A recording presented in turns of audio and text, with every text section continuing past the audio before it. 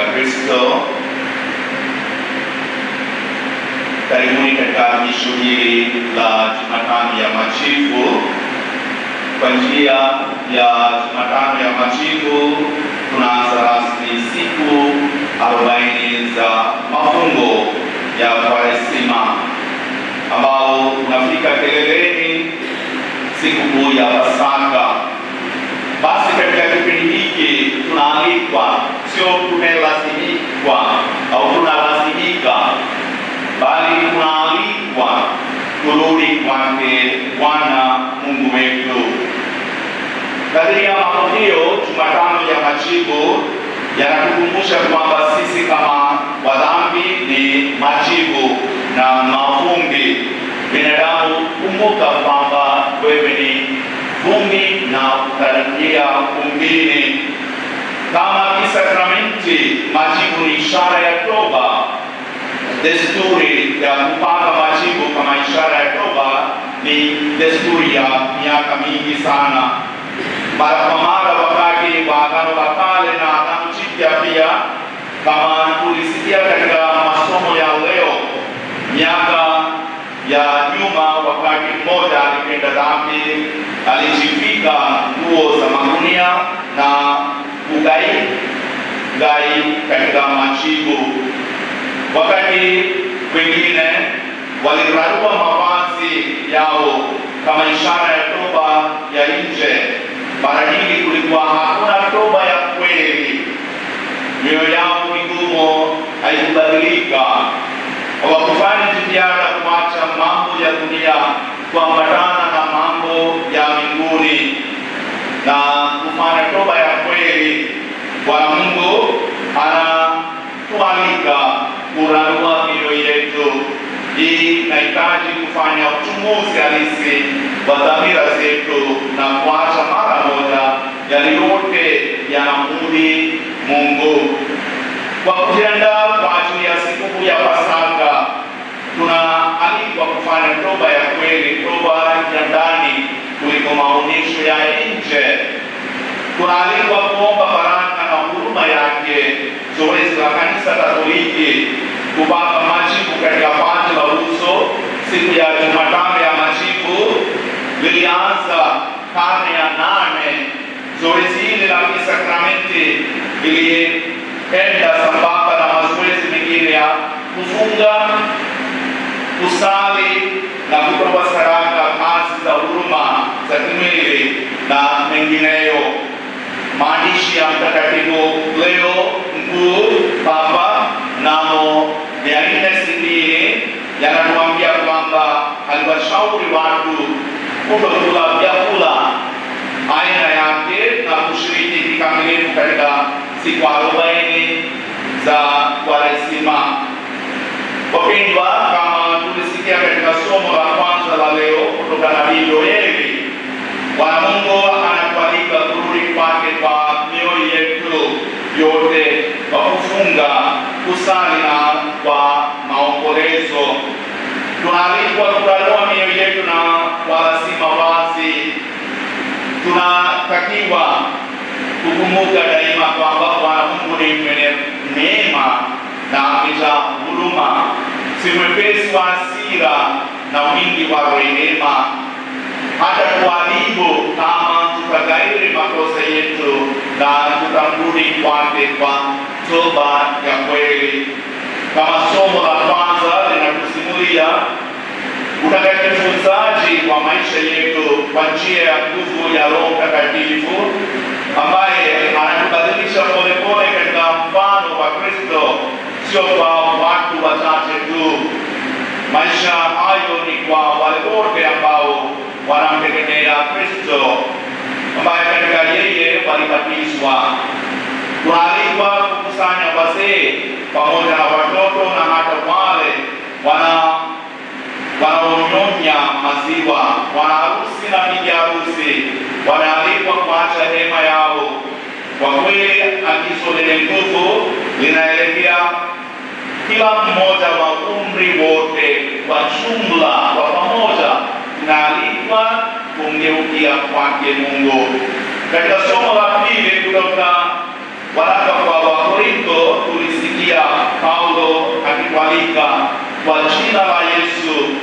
kupatana na Mungu. Baba yetu wa mbinguni amemtuma mwanaye pekee Yesu Kristo kufa msalabani kwa ajili ya kila mmoja wetu.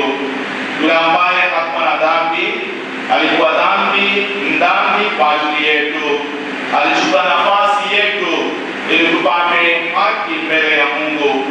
Kifo ambacho tulitakiwa kupatwa, Yesu alikufa kuonyesha kwamba anatupenda. Bwana Mungu anatukumbusha kwamba amekusikia dua zetu ambazo tumezipeleka kwake. Alikuja kwetu kutukomboa. Hivyo sasa ni wakati wa kumshukuru Bwana Mungu kwa ajili ya kushika maagizo yake na kutembea katika njia zake za haki ili kustahili kupata wokovu ambao tunamwomba yeye na ambao anatuahidi kwa huruma na upendo wake. Wapendwa katika Kristo, namna gani tunatembea katika njia za haki? Yesu anajibu swali hili katika Injili ya leo.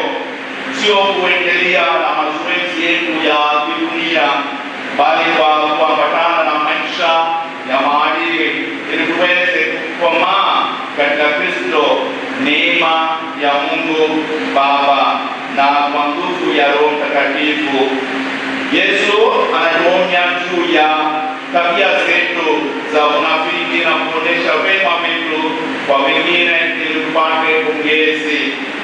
Anatuambia kwamba hatutapata thawabu kutoka kwa Mungu Baba wa mbinguni. Katika kipindi hiki cha Kwaresima, uchaji na kazi zetu za huduma zinatakiwa kufanywa kwa siri ili hizo zilete mabadiliko halisi ya maisha yetu.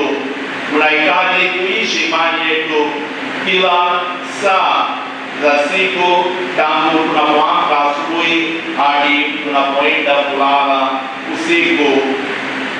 Wapendwa, wakati wewe unatoa sadaka ama unataka kumsaidia mwenye shida, mkono wako wa kushoto usijue ufanyalo mkono wa kuume.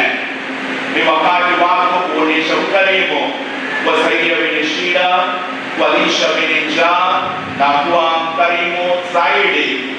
Kama tukiamua kufunga, umri wa kufunga ni miaka 18 hadi 60 kufunga, na wengine kuendelea 60. Wakitaka kufunga wanaruhusiwa kufunga, lakini baadaye usiseme kwamba Pakistani anasema kufunga na kumeanguka. Hapana. Ni sheria inasema kwamba sheria ya kanisa 18 hadi 40 hadi 60 samani.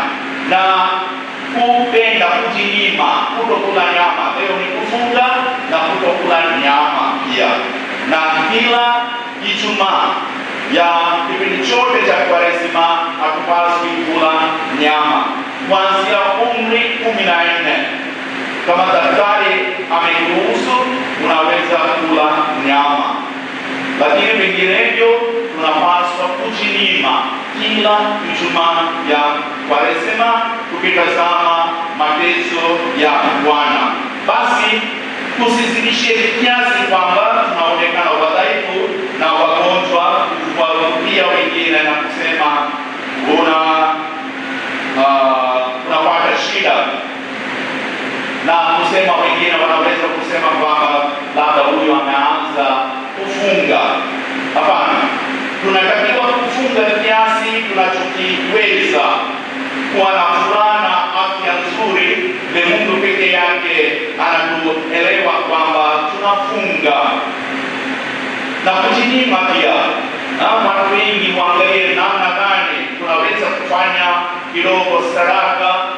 Wale ambao wanaweza kwenda kuja kanisani, unaacha gari nyumbani, hizi inasaidia kwa mazingira pia, na unaanza kutembea. Ni zoezi hizi na kuangalia miili yetu. Hivyo Mungu Baba anatuzawadikia. Nitazileta mbele yenu kama mwaka wa familia kwetu sisi Bwana Teresia, njia chache za kuishi vizuri kwa Kwaresima mwaka huu wa familia. Kifamilia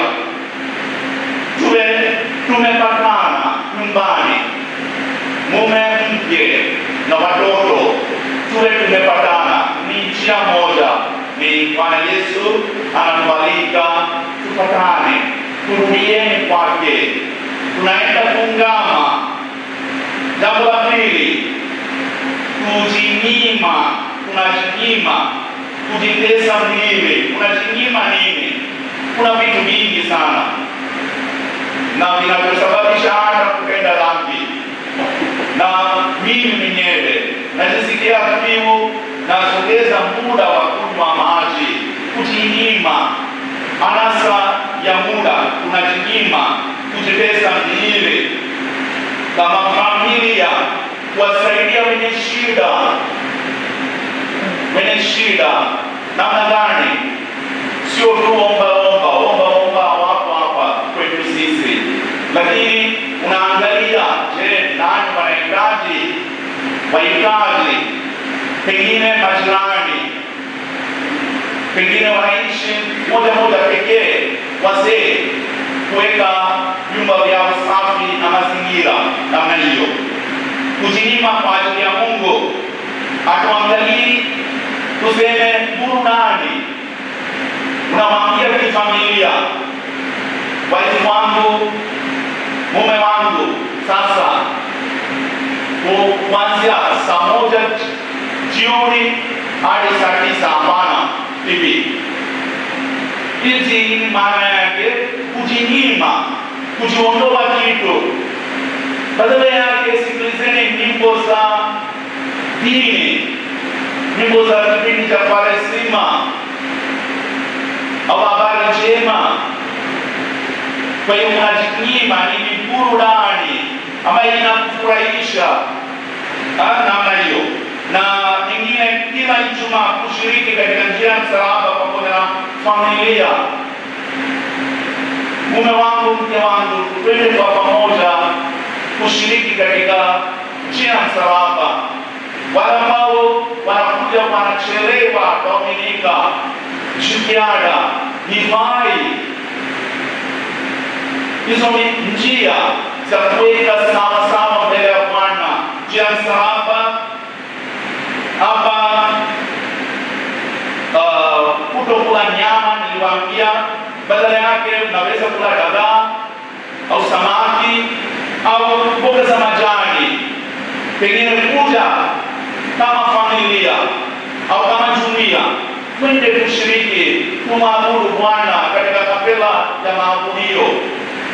Risali moja unapanga nini binafsi, kifamilia ama kijumuiya, unaweza kufanya kuongea kwa ukarimu na upendo. Nini kwa nini kwa mwenzangu, majirani, katika jumuiya. Vingine bado Dominika nilimwambia kwamba Watanzania wakasiriki, badala yake wanabeba nini? Chuki, kurudisha kisasi namna hiyo. Tabia hiyo sio nzuri. Na kujibidisha sala nyumbani. Tuna sala ya familia, kupiga magoti, kusali rosari, kusoma maandiko matakatifu, hasa kutoka Injili ya Mathayo.